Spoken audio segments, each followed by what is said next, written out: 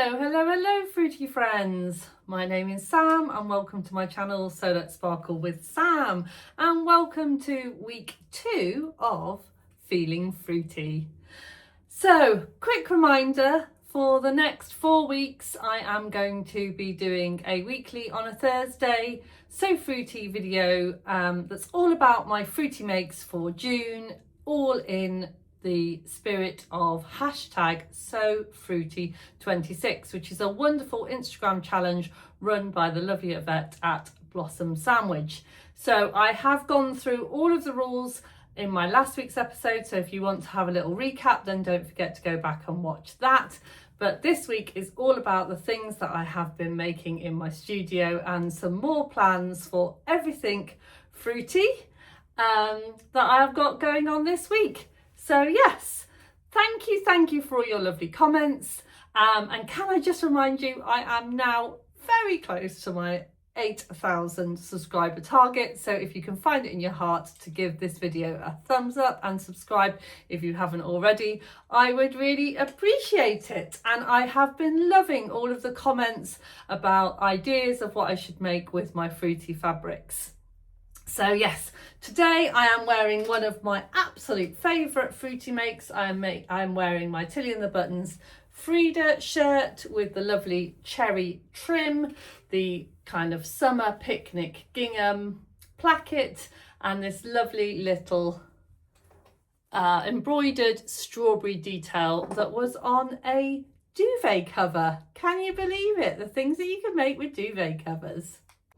So I have done a video all about the make of this blouse. I did alter the collar to make this lovely kind of Peter Pan effect. The actual Frida shirt comes with a more pointed kind of traditional collar, and I changed this for a more whimsy look.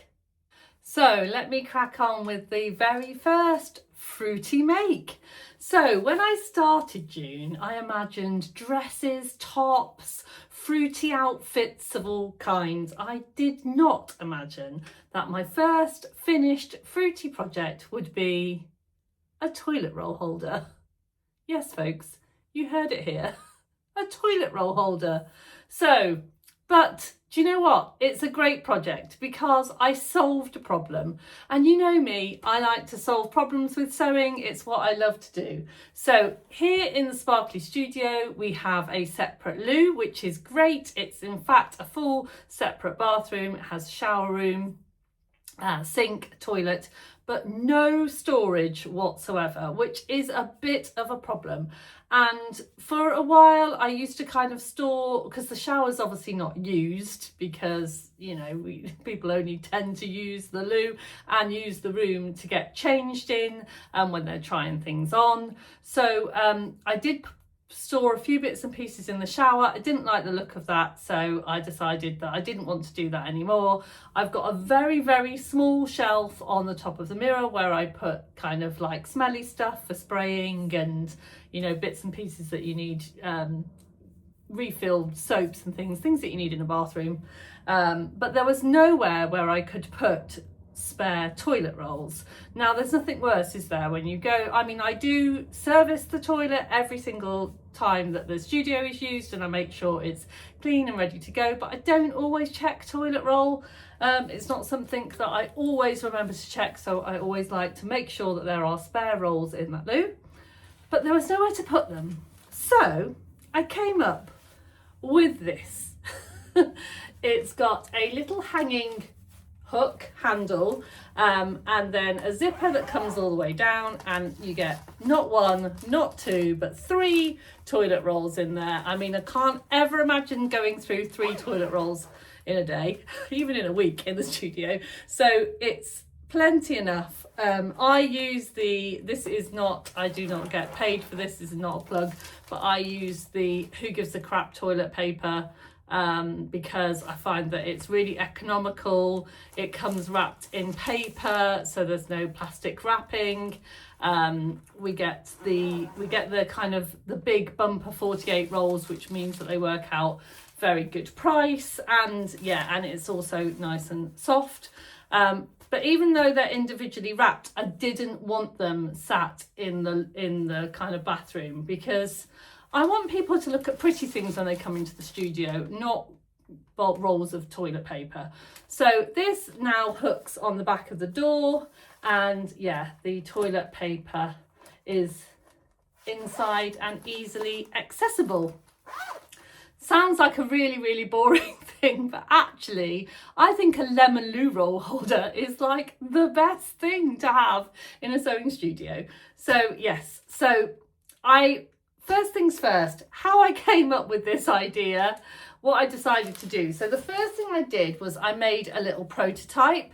So prototype number 1, and as you can see, it's you know, it's the same thing, but smaller. And I just wanted to make sure, because one thing that I wanted to ensure that there was no seams inside, which this one is not. The only thing that you can see is a little bit of stitching where I've sewn up the gap that you make to turn it through.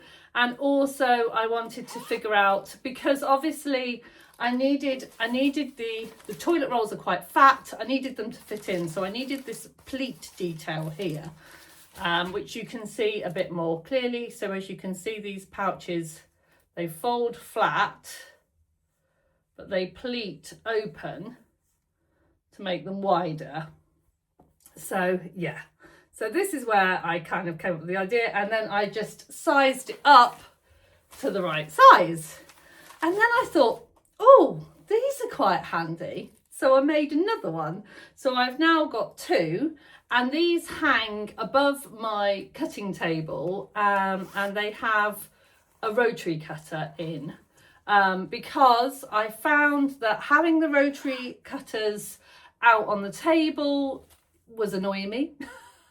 So I popped them in these little pouches and they hang up, and then I've got 2, so then the person using them knows that they're responsible for putting those away and hanging them back up, and it keeps them all kind of dust free as well, and it also ensures that they get put away properly. So I always love a little solution, a little tidy up solution. I'm much better at putting things away.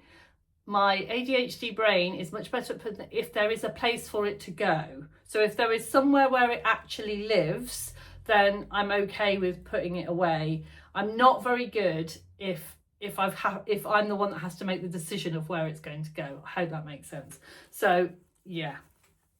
So I ended up with 2 rotary holders and a loo roll holder. I mean, fancy that. Doesn't get much better than that, does it? So when I was making the prototype, I realised that I needed some kind of handle, because it needed to obviously hook on the door. But I was thinking about something on the bottom as well, and then but before I came up with the idea of putting the tab on the bottom, which is just another piece of the handle, I had in my little label keeper had these, and it says, "That was hard." And I just think it's really fun. So yeah, that was hard, and actually it wasn't hard once I figured it out, and then kind of scaled it up. It was actually really easy, but I do love a label. Now when I'd finished making those, this was with the lemon fabric that I had left over from last year's So Fruity. So I didn't go through this fabric last week. This was just a piece that I had left over from last year. I had a little piece of like scraps left over, and I thought, I do not want this kind of lemony fabric to keep appearing year on year. I need to use it up. So with the little scraps, I made a couple of these. I've actually made 4. I've just got 2 to show you, and they are very simple little pouches. They are made in the same way, in a similar way to I make the face wipe pouches, and you can buy the face wipe kits with the pouch instructions in on my shop, but instead of doing a popper, what I did is I popped a little buttonhole in, and then used up some of these gorgeous little buttons that I had left over from a project. These are Ethel and Joan buttons, and they've got blue, green and yellow in, and I just think they match absolutely beautifully with the lemon fabric. And I find when I make a project, I'm always left with like a couple of buttons. So on these ones I used the green ones, and on the other two I used some other buttons that I had, you know, orphan buttons, you know, the ones you get in your grandma's tin and you just get orphan buttons. So yeah, these are super duper handy, and what I use these for is that I quite often gift things to people. So these are great for putting things like washi tape, needles, you know, those kinds of little things in. They're also really good for a lady's handbag, for any kind of, you know, things that you don't want to be revealed when you open your handbag.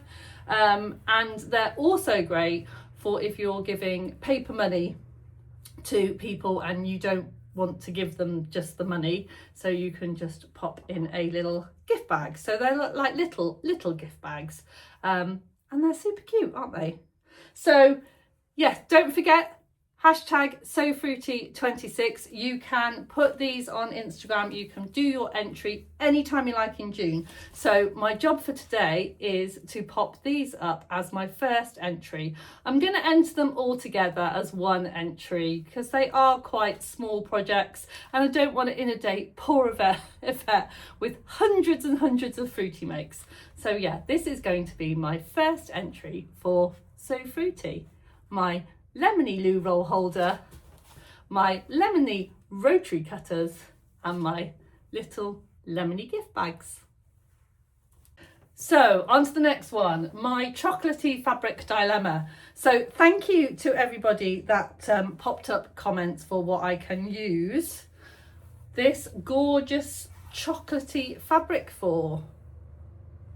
Now, as you can see, I have cut out half of it.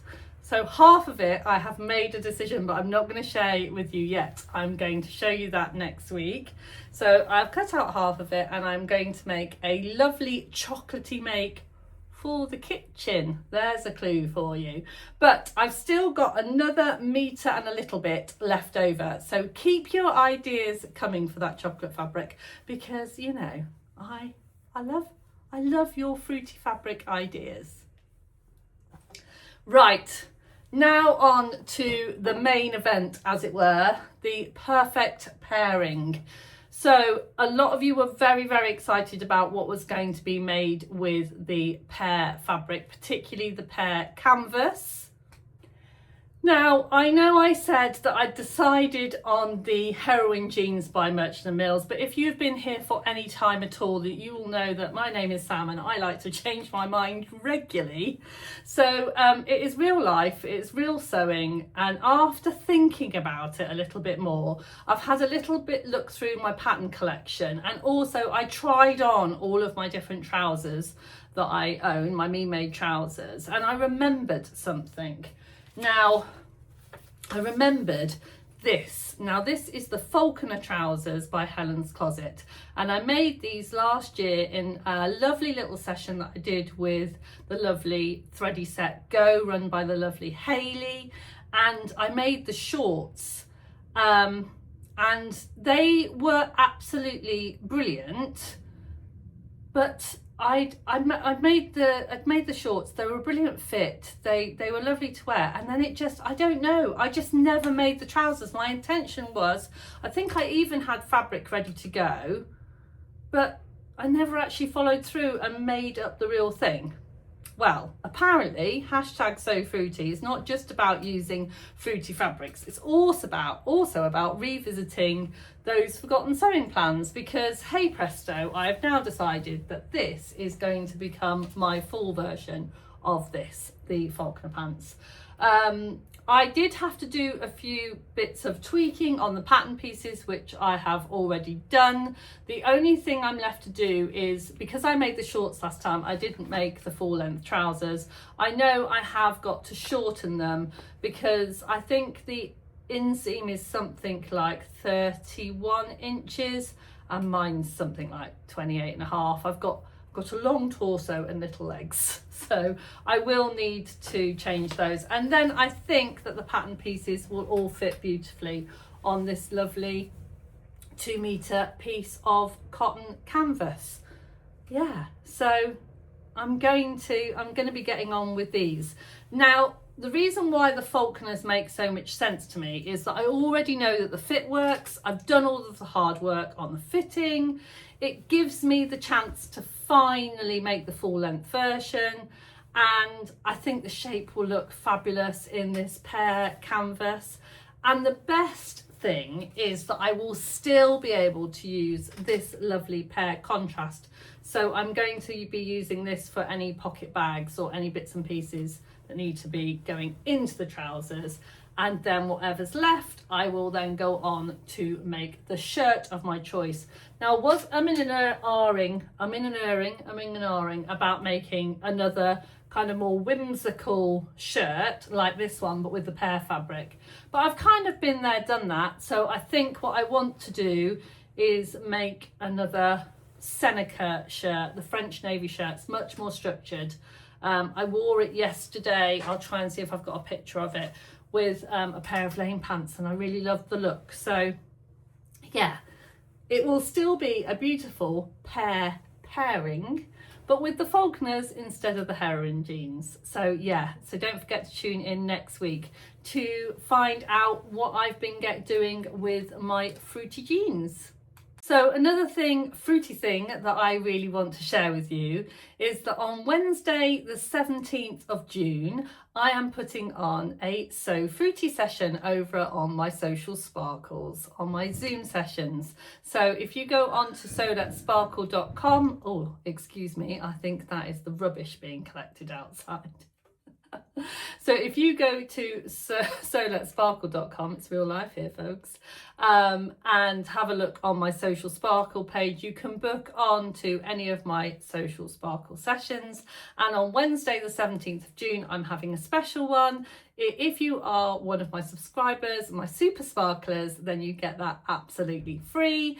And it's normally a weekend, but June just so busy that I've decided to do a little midweek sparkle, and it's on Wednesday night 7 till 9, and I will be doing everything so fruity. So yeah, just pop the graphic in here and a little story about the little lady. So when I first started sewing, I used to like the more kind of crafty makes, and I found this lovely lady, pinny lady, on a free pattern from Lisa Pay, and I will try and see if I can pop the link. If it's still up there, I'll pop the link down below.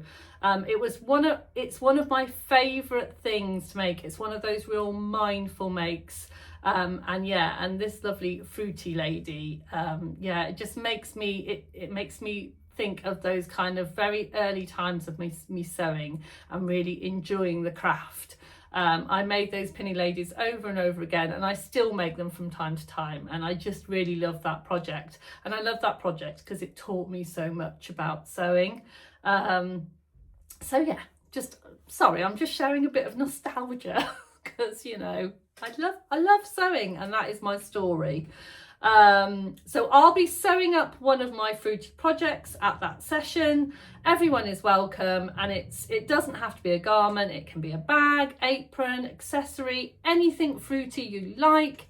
Yeah, just come along for 2 hours of fruity chat and fruity sewing, but not too fruity. Let's keep it respectful.